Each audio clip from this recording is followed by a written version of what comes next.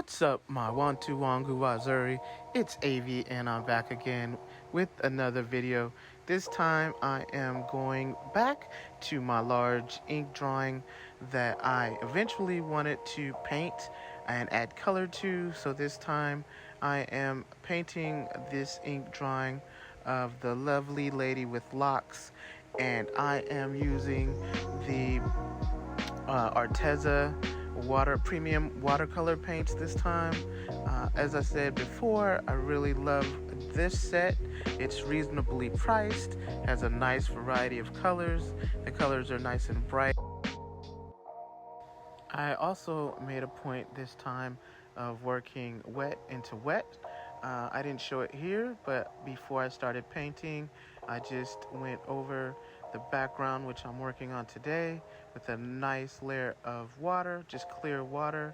And then as I would add the pigment, it would give it the nice sort of granular, dispersed or diffused effect that I really like. Typically, I wouldn't work this way unless I knew that I was going to add more layers and start glazing the background and using glazes to make the wash more vibrant and have more depth.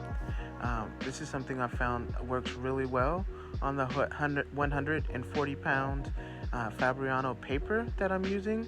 It's heavy, it's hot press, so it's able to absorb all the water that I'm using in this particular painting. And another thing that I really like about the Arteza watercolors and this paper is that the colors are pretty true to the colors that you see on the tube, or the colors that you squeeze out of the tube. Sometimes you get just a bit of a faded or just not true to color pigment after you add water to the paints. So I really appreciate that the Arteza watercolors have a lot of pigment and they're full-bodied, and you can really tell the difference between these paints and a cheaper paint that ends up drying really chalky and has a white layer because they've added a lot of filler to the watercolor paints. So these paints are really cool. Like I said, they have a great bang for the buck. It's a set of 18, I believe, and it was moderately priced of under $30. So that's a good deal. So now that I realize that these paints and this paper can handle a ton of water, I might play around with a little salt, maybe even drying some saran wrap to give it a real crinkly effect.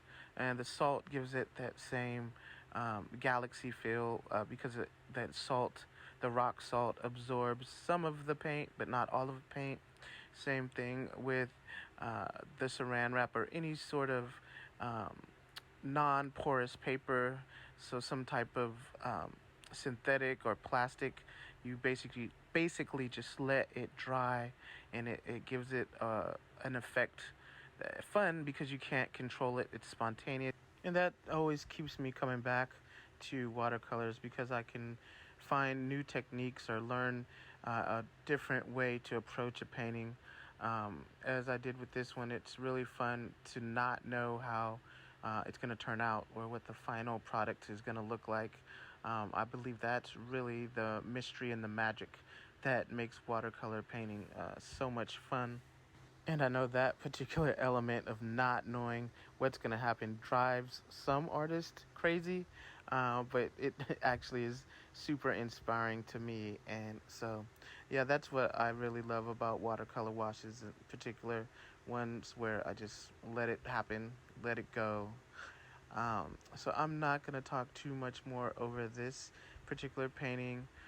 Thank you so much for watching. Thank you to the new subscribers, particularly the people who subscribe from San Francisco Zine Fest.